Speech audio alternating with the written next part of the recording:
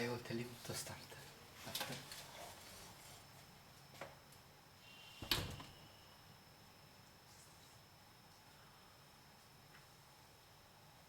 I'm Dr. Mohammad Naseem, ex-professor at Department of Ancient Indian History, Culture and Archaeology, Banaras Hindu University.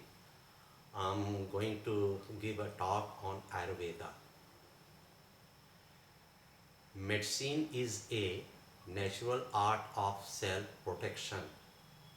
It must have developed for the requirement of overcoming from injury, sickness and pain. Ayurveda consists of two words, Ayus and Veda. Ayus means duration or span of life and Veda means knowledge. Therefore, Ayurveda deals with prolongation of healthy life, prevention of disease and curing of disease. It can be achieved by consuming nutritious foods, good habits, positive thinking and cleanliness. In other words, it is a science of life. Surgery is as old as hunting and warfare. People were very desirous for development of their physical, mental and spiritual powers. They were keen for long life full of joy, strength and vigor. Health has been natural necessities of mankind from the creation. Charak says that Ayurveda is beginningless and eternal.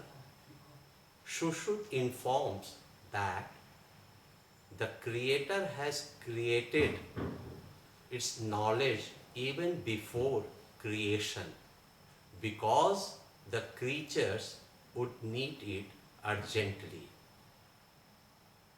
Medicine is essential for creatures to protect themselves from the sickness, so it emerged parallel to the creation or even before.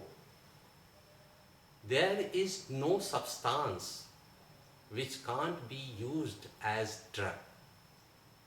If these two facts are taken in consideration, it may be inferred that man used drugs in diseases from the prehistoric age. Man was familiar with the plants which he used as food, stones and minerals which were used as implements, and also animals which were seen and hunted.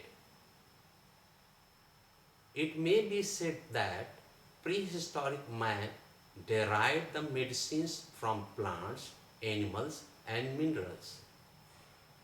These continued to be used as medicine in later ages.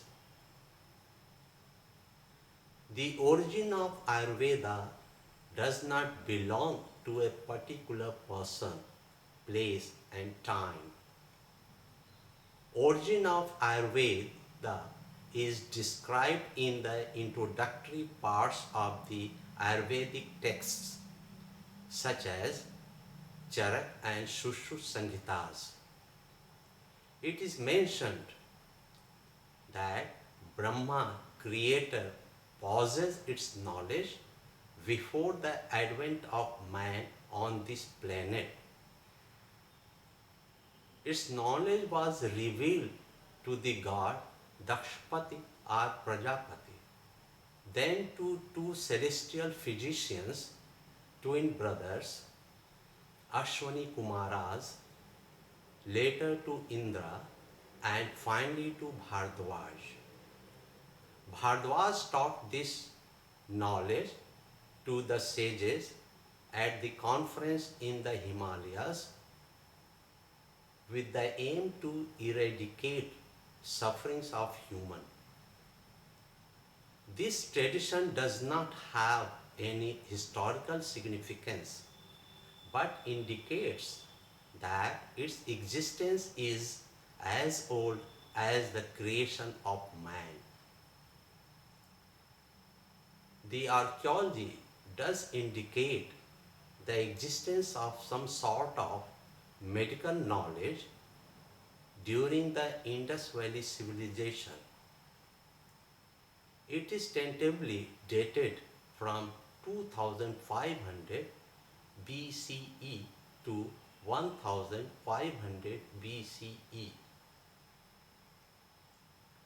The excavations at Harappa, Mohenjo-daro, Kalibangan, Lothal and Dholavira etc.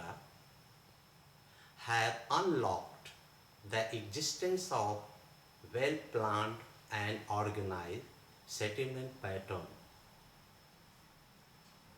It is divided into many blocks by intersecting streets. The streets are very wide. The houses are very spacious, consisting of privies, bathrooms and covered drains, connected with street drains falling into the soak pits. The purpose of the drain was to carry sewage water. The developed and planned drainage system is a unique feature of the Harappan civilization, which shows that a special care was taken to prevent the diseases. By giving emphasis on cleanliness and sanitation, there is evidence of tree worship. It shows that people gave much importance to the plants. It may be presumed that people used to maintain pure and clean environment. Depiction of people leaves on the pots indicates that people of this civilization were familiar with the fact that it produces more oxygen than other trees. The remains of Shilajit have been found at Mohenjo-daro, which indicates that it might be used as rejuvenator to promote vigor and power. Even today, it is used as a medicine to boost vitality and strength. Stag horn and cuttlefish bones are reported from Mohenjo-daro. They were probably used as drugs. Shringabhash is a medicine for cardiac pain and respiratory problems. Conch shell was also used for medicine. Surgical operations were also in practice. It can be inferred from the discovery of refined human skull and curved knives. The inhabitants of this civilization might have used copper and bronze at collyrium. Their use is mentioned in later texts of the Ayurveda. Its use prevents eye disease. The earliest recorded rational knowledge of Ayurveda is available in the Rig Veda and then in Atharvaveda. Rig Veda belongs to the second millennium BCE and Atharveda is dated to circa first millennium BCE. Vedic texts deal with origin of life, birth, death, sickness, pain, happiness, and salvation. Early Vedic texts explain that diseases are caused by the wrath of the deities for the sins committed or by the possession of the demons. Diseases are to be cured by the magical powers, ritual practices, sacrifices, sorcery. Atharveda contains admixture of unscientific and rational reasons for the origin of disease. It has logical speculations on the origin of diseases, use of drugs, beneficial treatment, and surgery. It may be said that the Indians got the knowledge of scientific and logical medicine by consistent experience and experiments.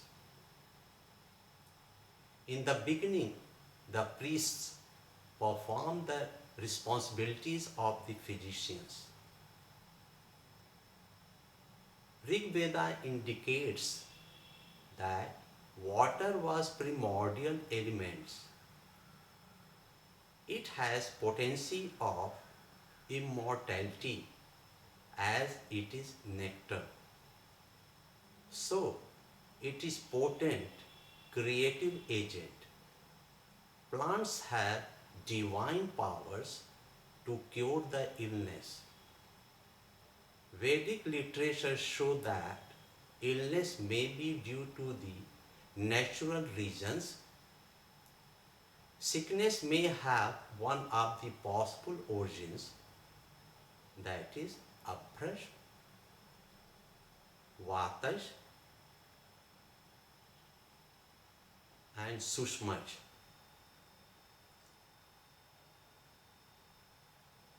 Diseases are caused by Kshetri or by infection or by change of seasons, especially in the case of Takman fever. It is identified with the malarial fever in which fever recurs periodically, or by creamy, minute insects living inside body. Cures are affected by chanting of hymns, sacrifices, and ritual practices. On the other hand, Atharveda recommends the administration of plants for curing diseases. Metals like gold and lead and some animal products were used as medicines. Sunlight, milk and milk products, honey were used as healing agents. Surgery and surgical methods were recommended for a number of conditions. A disease of head, eyes, ears, heart, lungs, stomach, skin, urinary tract, and bladder, external and internal abscess, jaundice are listed in the Atharveda and later texts. Some of the names of the diseases are Ailav, eye disease, algae, inflammation of eyes, akshat, rupture of lungs, apsi, scrofula, arsh, piles, ashra, formation of pus, balas, chronic asthma, hernia, jaundice, hridog, heart diseases, hridot, malfunctioning of heart, coronal stool, earache, kashika, chronic cough, kilas, leprosy, kusht, persistent skin disease, sikata, calculi, shirshakati, headache, shirshamay, disease of head, takman, fever, udar, dropsy, vishalyak, neuralgia, vishkand, rheumatism. In some cases, their symptoms are also described. English equivalents may be wrong due to semantic reasons. Vedic Samhitas also mention nearly 300 limbs and inner organs of the body. The birth of baby is described in the Atharvaveda. Surgery is recommended in the complicated delivery. Surgery is employed for boils, relief from swellings caused by embedded arrows, treatment of fractures, use of reed as catheter to remove painful or blocked urination, for removal of an injured eyeball, replacement of leg amputated in the battle by iron limb. Ayushyani word indicates that medical treatment was available to maintain the health of body and mind to promote longevity as described in the Atharvaveda. Another word, Bheshajyani, shows that medicines were recommended to cure the disease. The importance of hygiene and diets is emphasized to prevent the sickness. Milk gives strength, nutrition, intelligence, and brightness on the skin and helps proper growth of fetus. It is nutritious for the pregnant women. Sura, alcoholic beverages, and honey also promote health. Rice of good quality helps in promoting the vital capacity and helps in the growth of the teeth of the infants. Later Vedic texts contain plausible theories of composition of living and non-living matter, biological functions, relation of body and its environment. Five elements: Prithvi, earth, Jal, water, Vayu, air, Agni, fire, and Akash, space, constitute human body. There are three types of reproduction: andaj, oviparous, by egg, Jarayuj, viviparous. Babies are born, sweaters, warm and moisture, in humidity. Human body contains 100 minor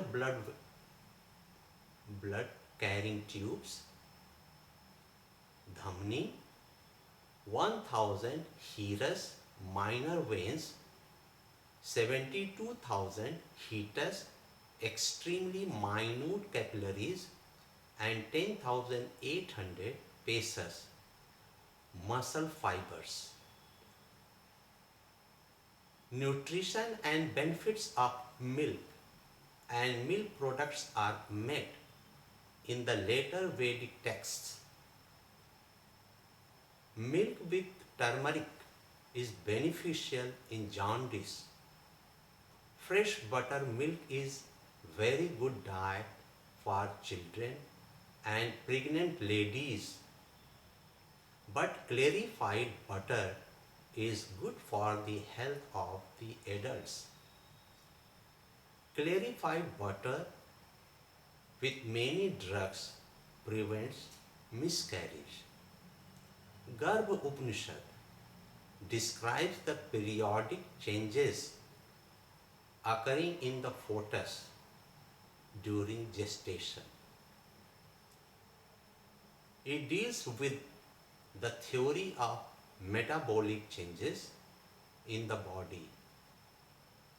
It gives a list of different tests, 7 body elements: blood, flesh, fat, connective tissues, bones, marrow, and semen. 3 waste products, sweat, stool, and urine are also mentioned. The historicity of Garbha Upanishad is controversial. The Ayurvedic contributions of Buddhist scholars are remarkable.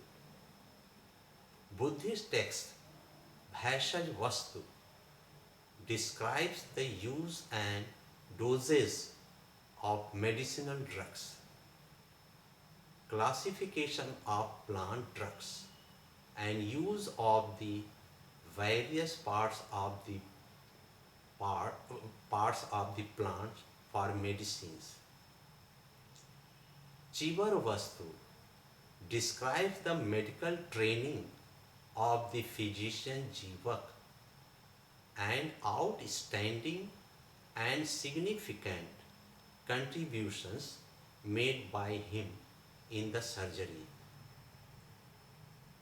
He performed marvelous and difficult surgical operation called Kapal Mochan.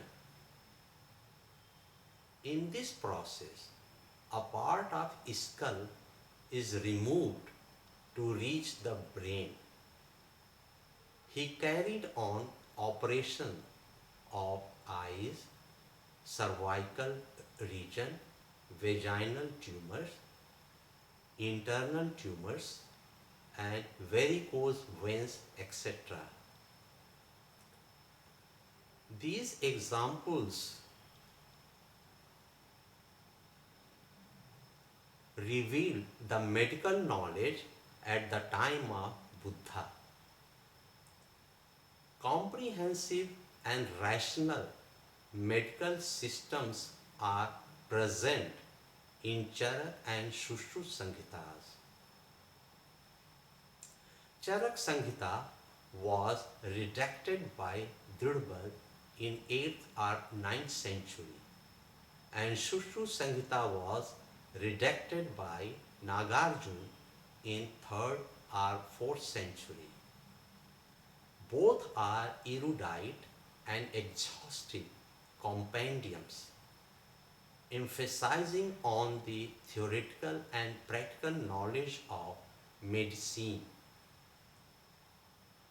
Charak and Shushrut Samhitas were followed in the later centuries. Most of our present knowledge of Ayurveda is obtained from these sources.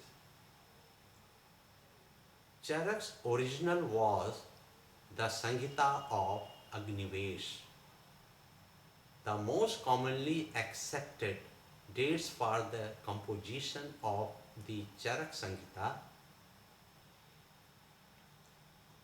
on the basis of Dirbal's version and Nagarjuna's redaction of the older Sushruta Samhita are 100 AD and 3rd to 4th century AD respectively. Charak Samhita is an exhaustive work on therapeutic medicine, though it contains other branches of Ayurveda also. It consists of anatomy, physiology, etiology, and prognosis, pathology, treatment, objectives, influence of environment on living beings, medicine and appliances, and procedures and sequence of medication. The Charak Samhita is divided into asthanas, sections, containing 150 chapters. Sushruta Samhita highlights the importance of surgery. It says that surgery is most accurate and efficacious branch. It also describes the remaining part of the Ayurveda. Sushruta Samhita has 6 asthana sections dealing with pathology, embryology and anatomy, therapeutic and surgical treatment, toxicology, and a final section on subsequently gained and specialized knowledge of topics dealt with in earlier sections, and contains total of 184 chapters. In both the works, often same topic is repeated in different chapters. Sushruta Samhita is more concise in language and repository of more factual information.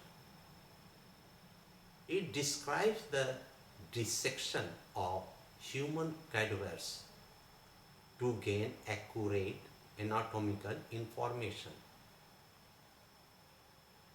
The materia medica is extensive. More than 600 drugs of animal, plant and mineral origins are mentioned in the Charak Samhita and 650 in the Sushruta Samhita. Sushruta Samhita describes more than 300 different operations, 42 different surgical processes, and 121 different types of surgical instruments. Symptoms of the diseases such as diabetes, pulmonary tuberculosis, malignant growth, leprosy, gangrene, jaundice, diphtheria, tetanus, calculi, general paralysis, insanity, epilepsy, epidemic diseases, bites of poisonous snakes and animals, and hydrophobia are mentioned in the Samhita. Surgery is prescribed in complicated fracture and dislocations, piles, fistula, sinuses, tumors, carbuncles, malignant growths, cataracts, and complicated ophthalmic operations, hernia, urinary stone, gallbladder stone, intestinal perforations, accidental injuries, amputation of major limbs, serious head injuries with exudation of brain matter, major obstetric operations, and congenital malformation of the nose, ear, or lip. The last named operation required plastic surgery involving grafting of skin and muscular tissues from surrounding areas or other part of the body. Curing of disease and maintenance of health are not only the aims of Ayurveda. It is also concerned with relationship between body and mind and soul and eternal universe. It is more a comprehensive philosophy of life, and its goal is salvation than a science in modern sense of the term.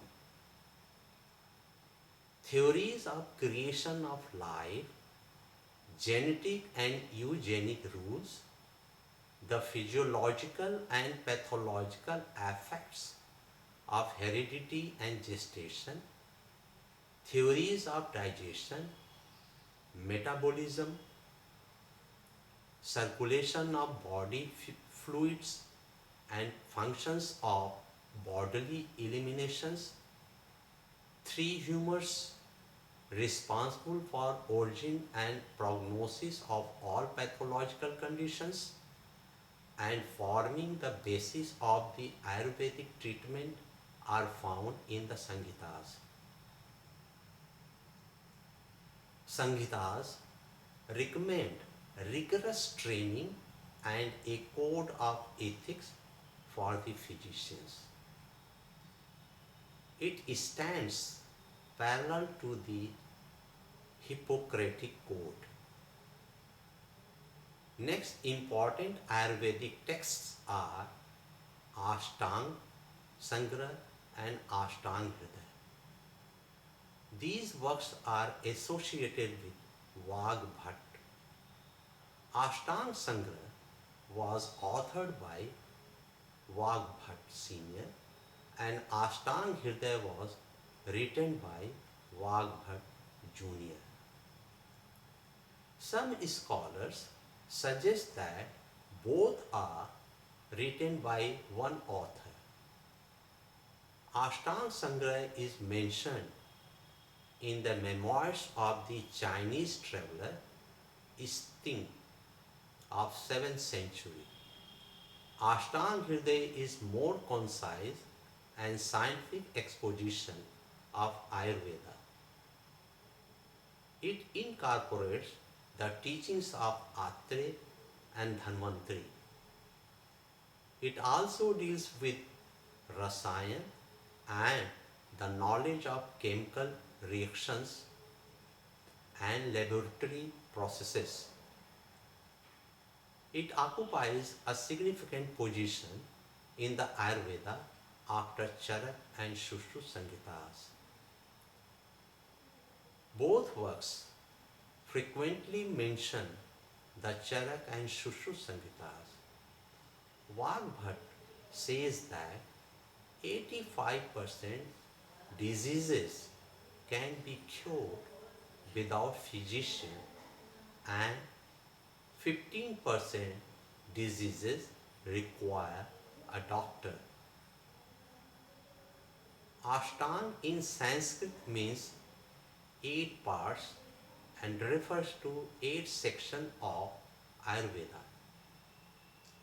There are sections of longevity, personal hygiene, causes of illness, influence of season and time on human organism, type and classification of medicine, significance of taste, pregnancy and possible complications during birth.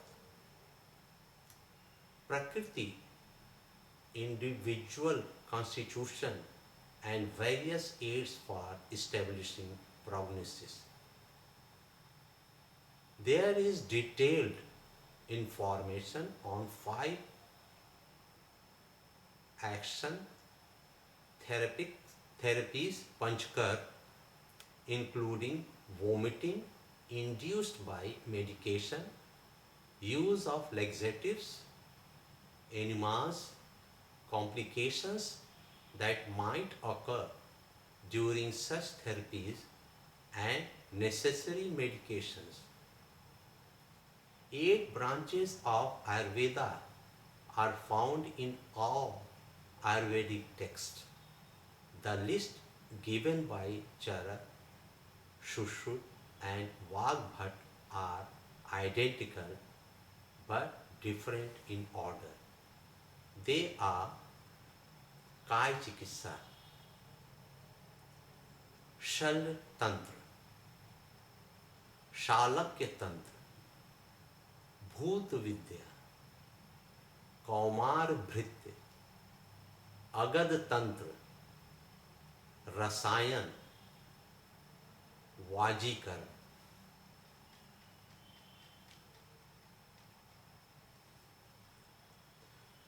काय चिकित्सा deals with etiology, diagnosis, prognosis, treatment and recommended diets in fevers, gastrointestinal irritations, cough, urinary complaints and other ailments curable by administration of drugs externally and internally. Shalitant means surgical knowledge, deals with diagnosis, prognosis and treatments of conditions amenable to surgical methods and uses of surgical instruments, methods, bleeding, cauterization by heat and alkali, use of leeches, etc. Shalak Tantra means treatment of diseases of eyes, ears, nose, tongue, oral and cavity and throat. Bhoot Vidya deals with mental diseases and diseases of supernatural origin. It also deals with nature, symptoms and treatment of insanity and epilepsy. Kaumar Bhritya deals with infantile disorders, care of young children and treatment of disease of children. Agad Tantra toxicology deals with symptoms caused by consumption of poisons, bites by venomous snakes and other poisonous animals. Rasayan is knowledge of tonic and arresting the physical and mental decay. It deals with potent drugs and prescription to cure ill health, natural decay and senility, their doses and methods of administration. Vajikaran is knowledge of verily fixed. It deals with the laws are diminished virility, potency and procreative ability. कुछ concluding बाद में thank you कुछ concluding मतलब total में जो अपने मन से हो एकदम ठीक टेबल पे और उसके बाद थैंक यू बोलिए। From the above citation, it is clear that the history of Ayurveda is immortal. Or, in other words, it can be said that the history begins since the adventure of man on this planet. And the text reveals that the knowledge of Ayurveda is very ancient, very old. The aim of Ayurveda is to coordinate between mental and physical health. In order to maintain the mental balance, it was advised by the Samhitas to have the rituals and religious practices and have the full faith in God or Almighty. The reason behind it to pacify or to remove the tension and anxiety. The modern medicine only deals with the diseases. It cannot emphasize on the removal of anxiety or the tension. But Ayurveda, in other words, has significant impact on the mental health. It also advises the sick persons and normal persons to have the coordination with the environment and society.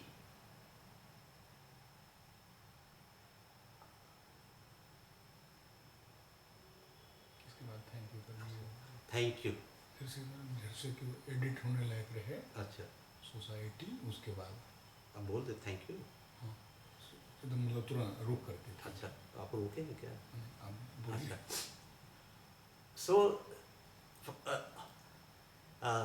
from this one can say the legacy of Ayurveda is very old, and it is the responsibility of ours to carry it on, and we have to promote the practice of Ayurveda, and I request the government of India to take radical action in order to promote the Ayurveda, so that the natural substances can be used as a medicine.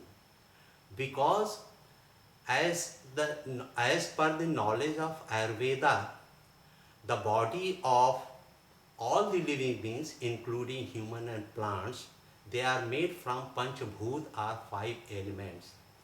And the deficiency of any bhut or elements causes the ailment. So in order to remove the deficiency or the cause of a disease, it is recommended to emphasize the use of plants as a medicine. So